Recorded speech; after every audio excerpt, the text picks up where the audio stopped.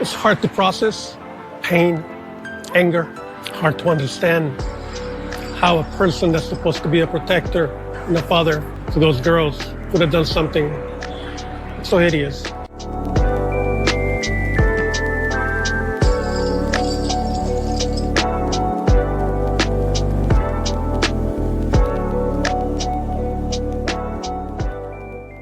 We're learning new details here this afternoon about the family of three found dead inside of their home in Lakewood. The 19-year-old daughter told police her father shot her mother and 17-year-old sister before shooting at her and turning the gun on himself. She woke to gunfire, not outside, not down the street, inside her house. The 19-year-old didn't know it yet, but two people were already dead. Her mother, her younger sister, both shot in separate bedrooms while she slept. Now someone was coming for her. A figure appeared, armed, close enough that missing should have been impossible. The first shot rang out. Somehow it didn't hit. The second shot, another miss. 2 chances, 2 failures. In a hallway where there was nowhere to hide. And then, just as suddenly, it was over. By 8 in the morning on Thursday, January 16th, 2026, 3 people would be dead in a Lakewood, California home. One would walk out alive, not because she ran, not because she fought back, but because twice, at point-blank range, the bullets meant for her found air instead of flesh. The question isn't just who pulled the trigger, it's why the gun failed when it mattered most. Welcome to Domestic Crime Ledger. If this is your first time here, hit that subscribe button and drop a like, and comment below. Where are you watching from? Let's get into it. Lakewood, California doesn't make headlines often. It's one of the safest cities in Los Angeles County, the kind of place where people walk their dogs at night without looking over their shoulders. Tree-lined streets, quiet blocks, families who've lived there for years. The Alfaro family fit right in. Hector Lionel Alfaro, 52 years old, was a familiar face in the neighborhood. You'd see him around. Nothing unusual, nothing that stood out. His wife, Roxana Rodriguez, 48, kept things close. Really close. Even her own brother, Jorge Fuentes, I would later admit he had no idea what went on inside their home. My sister was very private with her life, he told reporters. Private didn't even cover it.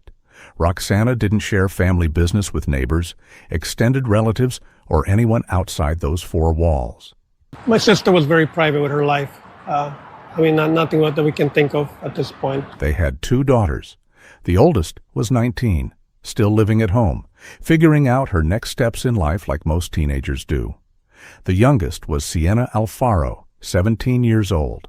Her soccer teammates called her Lily. She played for Beach Football Club, and if you asked anyone who knew her, they'd tell you the same thing. Bright, full of energy. The kind of girl whose smile changed the mood in a room. Her teammate Hazel Furman said it best at a vigil held days later. She's a very jolly person. Her smile would brighten the room. Her energy was just out of this world. And even though she's a shy girl, when she would smile, it's like everybody knew that we just connected. She's a very jolly person. Her smile would bright up the room. Her energy was just out of this world, man. Sienna was a teenager living a normal life. School, soccer practice, friends, home. From the outside, the Alfaros looked like every other family on Lorelei Avenue. A father, a mother, 2 daughters, a house in a safe neighborhood. But privacy has 2 sides. It protects what you want to keep sacred, but it also hides what you don't want anyone to see. No one knew what was happening behind the doors of that house, not the neighbors, not the extended family, not Sienna's coaches or teammates. And because no one knew, no one could stop what was coming. But that Thursday morning, privacy became a weapon. At 7:55 in the morning on Thursday, January 16th, 2026, deputies from the Los Angeles County Sheriff's Department received a call. Assault with a deadly weapon, Lorelei Avenue, Lakewood. When they arrived at the 5800 block, They saw her immediately. The 19-year-old daughter, running out of the house, shaking, crying, barely able to speak. Lieutenant Daniel Vizcarra would later describe her as extremely distraught. That's the official language, but anyone who saw her that morning knew it was more than that. This was someone who had just lived through something no person should ever witness. She told the deputies what happened. Her father shot her mother. He shot her younger sister. Then he came for her. He fired at her multiple times. The bullets missed. And then, right in front of her, he turned the gun on himself and pulled the trigger. She wasn't a suspect. She was a witness, the only living witness. Deputies took her to the Lakewood station for questioning. She went willingly. Where else was she supposed to go? Inside the house, deputies moved carefully. They didn't know what they'd find. In the den, they discovered Hector Lionel Alfaro, 52 years old, lying on the floor. Gunshot wound to his upper torso. Dead. In one bedroom, Roxana Rodriguez, 48, shot in the upper torso. Dead. In another bedroom, Sienna Alfaro, 17. Same thing. Gunshot wound to the upper torso. Dead.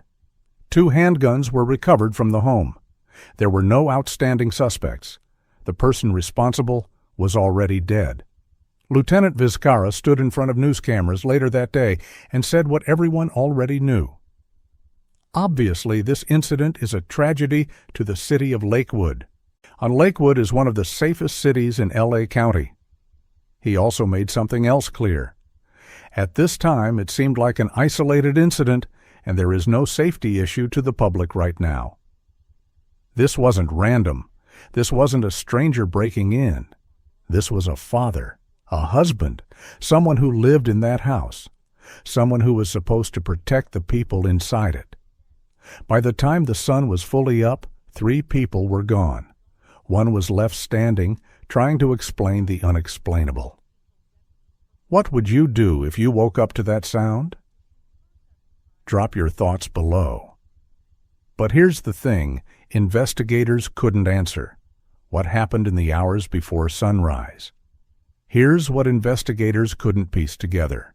What happened before 8 in the morning? There's a gap in the timeline, a blank space where answers should be. Did Hector Alfaro wake up that morning with a plan? Was there an argument that went too far? Had something been building for days, weeks, months? No one knows. The Los Angeles County Sheriff's Department never released a motive. No suicide note was found. No explanation left behind. There were no prior police calls to the residents. No documented history of domestic violence. No red flags in the system. Just silence. What we do know is the sequence of events once the violence started. Roxana Rodriguez was in one bedroom when she was shot. Upper torso. She didn't make it out. Sienna Alfaro was in a separate bedroom. Same thing.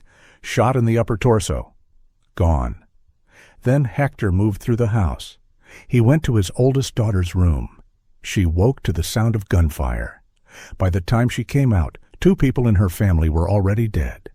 And then she saw him, her father, standing there, armed. He raised the gun. He fired. The bullet missed. He fired again.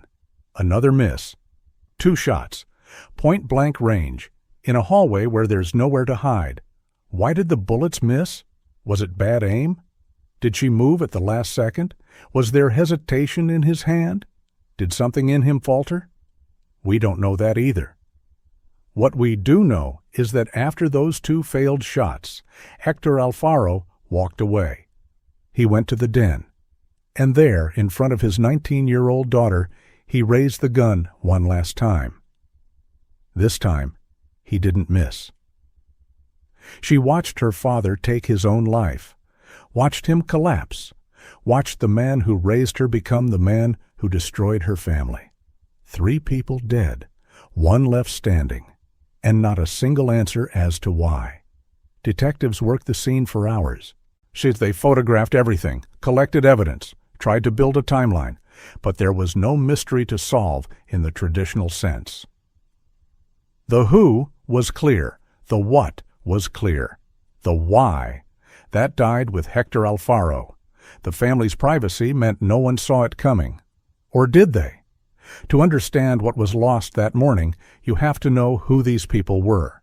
Sienna Alfaro, Lily to her teammates, was 17 years old. She played soccer for Beach Football Club, the kind of player who showed up early and stayed late, the kind of teammate everyone wanted on the field. A shy girl with a bright smile, a teenager who should have been thinking about soccer games and school projects, not dying in her own bedroom. Roxana Rodriguez, 48 years old, was a mother who kept her life locked down tight. Her brother, Jorge Fuentes, stood outside the house after the tragedy and told reporters he had no idea what could have led to this. My sister was very private with her life. I mean, nothing that we can think of at this point. Nothing, no warning signs, no clues. Roxana didn't share her struggles, her fears, or her conflicts with anyone outside that house. Maybe she thought she was protecting her family. Maybe she thought privacy was safety. Hector Alfaro, 52, was just another face in the neighborhood. Neighbors saw him around. Nothing seemed off. Nothing raised concern. He wasn't the guy people whispered about. He was just there. Normal. Unremarkable. Until he wasn't. And then there's the 19-year-old, the one who survived.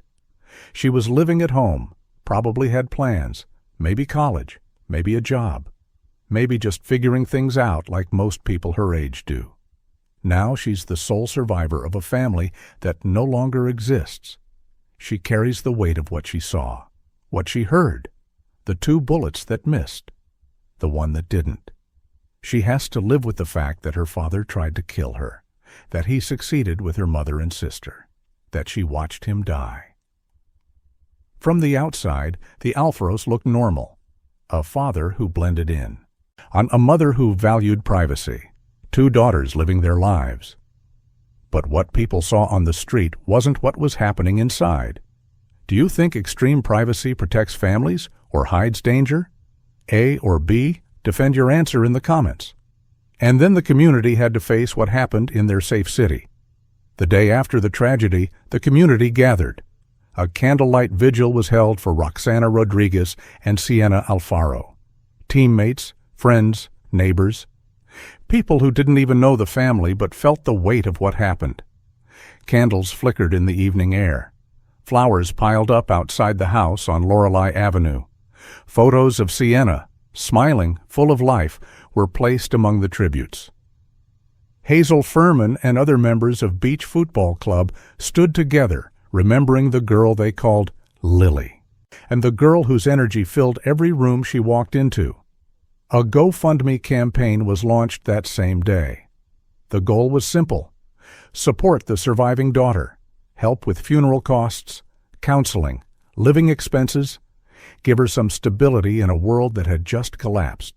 Within 24 hours, the campaign raised over $70,000. $70,000 from strangers. From people who saw the story and couldn't look away. From a community trying to do something, anything, to help. The fundraising page described it clearly. This fundraiser is to support the surviving siblings as they begin the long journey of healing, helping with immediate needs, funeral services, counseling, living expenses, and creating some stability during an incredibly painful time. But money doesn't bring people back. It doesn't erase what she saw. It doesn't answer the questions that will haunt her for the rest of her life. Lakewood was shaken. This is one of the safest cities in Los Angeles County, the kind of place where people move to raise families, where crime rates are low and neighbors know each other. Captain Dan Holgan addressed the media. Obviously, this incident is a tragedy to the city of Lakewood. Lakewood is one of the safest cities in LA County. Lieutenant Daniel Vizcarra added reassurance. At this time, it seemed like an isolated incident, and there is no safety issue to the public right now. Isolated. That word mattered. This wasn't a serial killer. This wasn't a threat lurking in the streets. This was a family destroyed from within. Jorge Fuentes, Roxana's brother, spoke to reporters outside the house. His voice carried the confusion and anger that everyone felt. It's hard to process. Pain. Anger. Hard to understand how a person that's supposed to be a protector and a father to those girls would have done something so hideous. So hideous. That's the only word that fit. The memorial outside the house kept growing. More flowers, more candles, more messages from people trying to make sense of something that had no sense. And the 19-year-old? She was released from the sheriff's station. Not a suspect, not a criminal, just a survivor. But where does she go now? Back to that house? To a relative's home? To a future she never imagined she'd have to face alone? But here's what investigators couldn't answer. Here's the twist that changes everything. There is no motive, no suicide note, no manifesto, no explanation left behind. No prior police reports, no documented fights, no restraining orders, no history of violence in the system. Nothing. Investigators combed through that house. They interviewed family members. They checked records. They looked for the thing that would make this make sense. And they found nothing. Sometimes in true crime, we expect answers. We expect a clear reason, a trigger, a breaking point we can point to and say, that's when it started. But this case doesn't give us that, and that's the hardest part to accept. The absence of answers is the answer. Some violence doesn't come with a warning label. Some people don't leave clues. And that's what makes cases like this so terrifying. Research on family annihilations, cases where a family member kills multiple relatives before taking their own life, shows a disturbing pattern. Perpetrators often function normally in public. They go to work, they interact with neighbors, they blend in. No one sees it coming because there's nothing visible to see. Hector Alfaro was that person, a familiar face on the block, someone who didn't raise alarms, someone who, by all outward appearances, was just living his life. But inside that house, something was happening. We just don't know what. 2 firearms were recovered from the home. 2 handguns. That's a critical detail. Access to weapons increases the lethality of domestic violence. It turns conflict into tragedy in seconds. If those guns hadn't been in the house, would Roxana and Sienna still be alive? Would the 19-year-old have a different story to tell? We can't know for sure. But we do know this. Firearms don't create violence, but they make it deadlier. Roxana's extreme privacy might have hidden escalating conflict. Maybe there were arguments. Maybe there was tension. Maybe Hector was struggling with something no one knew about. But because Roxana kept everything so close, even her own brother didn't see warning signs. And if family didn't know, how could anyone else? Privacy protected their image, but it also isolated them from help. This isn't a mystery to solve. There's no detective breakthrough coming, no hidden evidence that will suddenly explain everything. This is a tragedy to learn from. The uncomfortable truth is that some cases don't have neat answers. Some violence happens without a clear reason we can understand, and that forces us to ask harder questions. Not why did this happen, but how do we stop it from happening again? Not what did we miss, but what can we do differently? Because if there are no signs, if there are no warnings, if everything looks normal until it's not, then we have to rethink how we approach safety in families. So what can we do when there are no signs? The 19-year-old daughter is still here, but the life she knew is gone. She'll need trauma therapy, years of it. She'll carry survivor's guilt, the weight of wondering why the bullets missed her when they found her mother and sister. She'll replay that morning over and over, asking questions that have no answers. Rebuilding a life after something like this isn't a process with a clear timeline. It's not something you get over. It's something you learn to carry. The GoFundMe raised over $70,000. That helps with immediate needs. Funeral costs, counseling, a place to live. But it doesn't bring anyone back. Roxana Rodriguez, 48 years old, a mother, a sister, a woman who valued her privacy and paid for it with her life. Sienna Alfaro, 17, Lily to her friends, a soccer player with a bright smile and a future that was stolen from her, and Hector Alfaro, 52. The version of him his daughters once knew, the father who raised them, who was supposed to protect them, died long before he pulled that trigger. What's left is the wreckage. So what do we do with cases like this? How do we prevent something that had no visible warning signs? First, we talk about firearm access. 2 guns were in that home. If those weapons hadn't been there, this might have ended differently. Laws that require safe storage that allow temporary removal of firearms during crises. These things save lives. Second, we reduce the stigma around asking for help. If Hector was struggling, whether it was depression, rage, or something else, he didn't reach out. Maybe he didn't think he could. Maybe he thought asking for help was weakness. That silence killed 3 people. Third, we recognize that privacy and secrecy aren't the same thing. Roxana's privacy kept people out, but it also kept help out. Families need space, yes, but they also need connection. They need people who check in, who ask the hard questions, who notice when something feels off. Because here's the truth we don't want to face. The danger isn't always outside. It's not always the stranger in the parking lot or the break-in at midnight. Sometimes it's at the dinner table. Sometimes it's the person sleeping in the next room. Sometimes it's the one you trust most. How many families right now are one bad morning away from this? How many people are living in homes where violence is building behind closed doors? We can't always see it coming, but we can create systems that make it harder for tragedy to happen. We can check on people. We can ask questions. We can make help accessible and judgment-free. If this story made you think differently about safety, hit subscribe and turn on notifications. We cover cases that matter, the ones that force us to ask uncomfortable questions and demand better answers.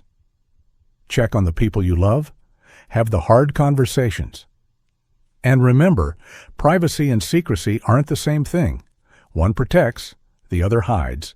Know the difference. Stay safe and see you in the next one.